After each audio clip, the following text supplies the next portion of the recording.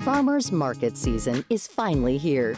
This summer, millions of Americans will flock to their community park or a transformed cement lot to buy fresh produce from local and regional vendors. In recent years, this community production has gained steam. The number of farmers markets in the U.S. continues to rise as more consumers become passionate about supporting local agriculture. Many who buy from this source prefer it for several reasons. A big one being that the food is coming from nearby rather than flown in from across the U.S. or another country entirely. This local sourcing of goods is more environmentally conscious and supports independent farmers that are embracing new practices. There is a movement. Right now there's over 10,000 farmers markets across the country, when 20 years ago there was like 1,700. The growth of community-supported agriculture, CSAs, that's where people buy a share at the beginning of the season, and then they swing by the farm or meet somewhere in town and pick up their box of fresh vegetables every week. That's grown to tens of thousands across the world, and they virtually were non-existent 10 years ago. That's Robert Turner, an organic farmer in western North Carolina and author of Lewis Mumford and the Food Fighters, A Food Revolution in America. According to the USDA, most of the produce sold in grocery stores across the U.S. originates from California. When the growing season in California is over, a lot of produce comes from countries in South America.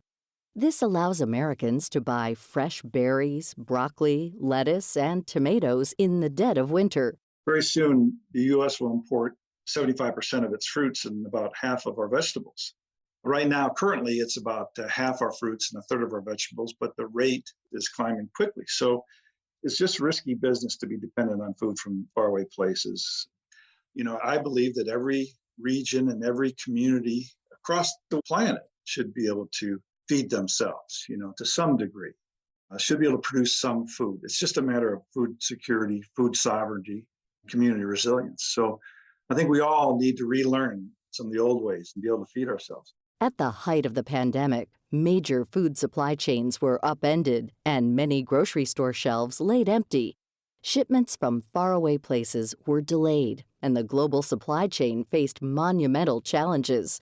Fortunately, to bolster the supply of food, many regional farmers stepped up to meet the demand. Setting up online systems where there weren't any before, again, pooling their resources to establish multi-farm CSAs, really stepping up in the moment to not only keep their own operations going, but to create systems in that moment that were responsive to the need. That's David Howard, Policy Campaign Co-Director for the National Young Farmers Coalition, a grassroots effort of 51 farmer-led chapters in 33 states committed to transforming the agriculture industry in the U.S. This new generation of farmers is really passionate about feeding their communities and growing these local and regional food sheds, stewarding our natural resources, addressing climate change, building political power in their communities. So I think our regional food systems having an impact, will they continue to have an impact? Yes, absolutely. One of the barriers that all farmers in particular face is land access.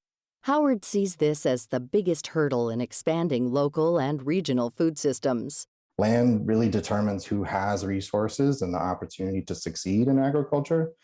Yet land ownership and access in this country are vastly unequal, with 98% of all farmland and 95% of all farms owned by white landowners.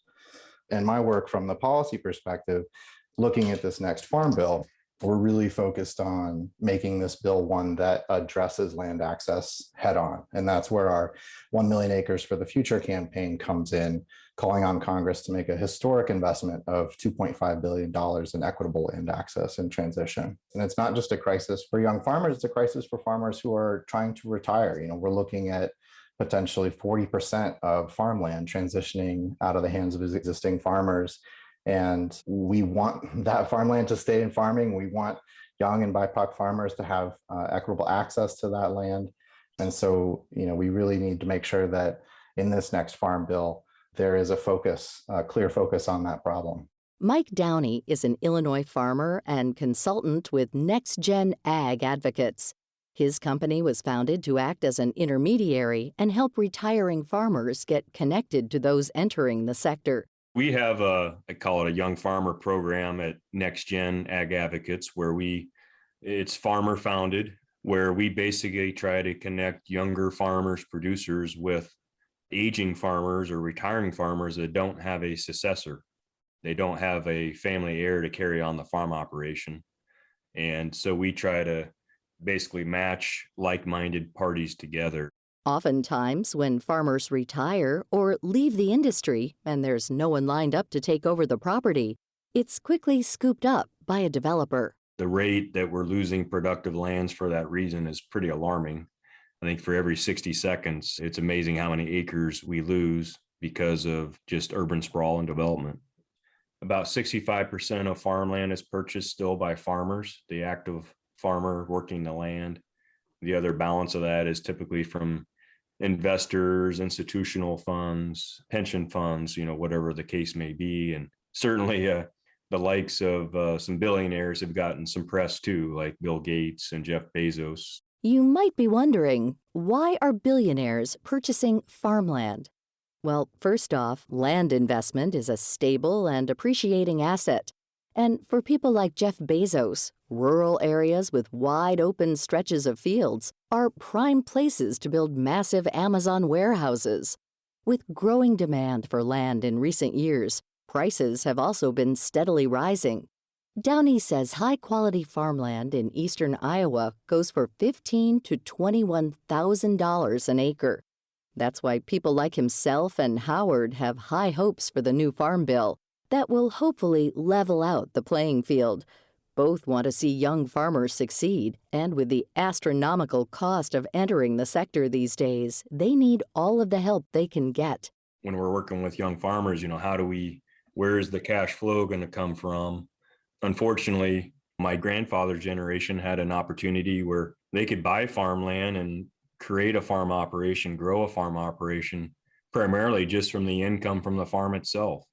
Now with higher prices for machinery, land, basically every input, it's just the capital required to do that today is almost impossible for a young farmer. So that's where it's put a lot more focus on, well, where is our income and cash flow going to come from? What other enterprises can we introduce?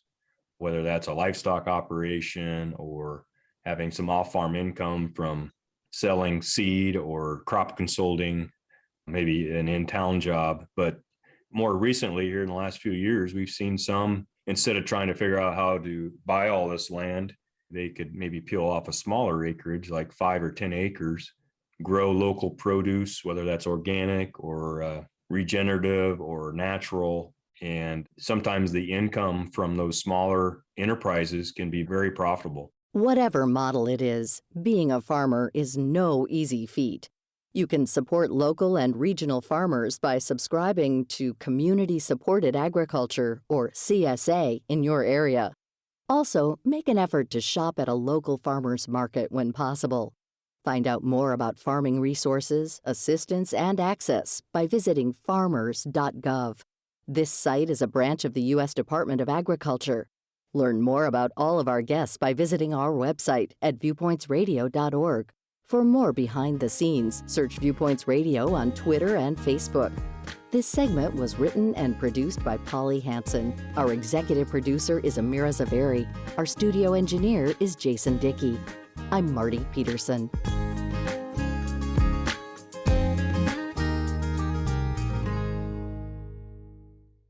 Coming up next week.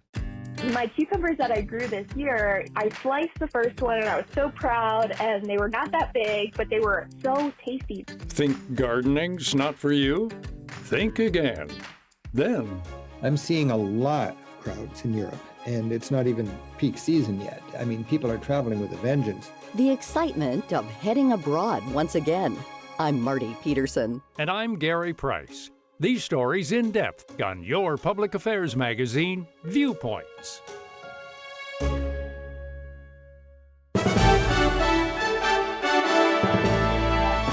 And that's Viewpoints for this week. Follow us on Twitter, Facebook, and Instagram to learn more about upcoming shows and find a library of past programs on Apple Podcasts, Google Play, and Spotify. Plus, you'll always find previous segments and more information about our guests at viewpointsradio.org. Join us again next week for another edition of Viewpoints.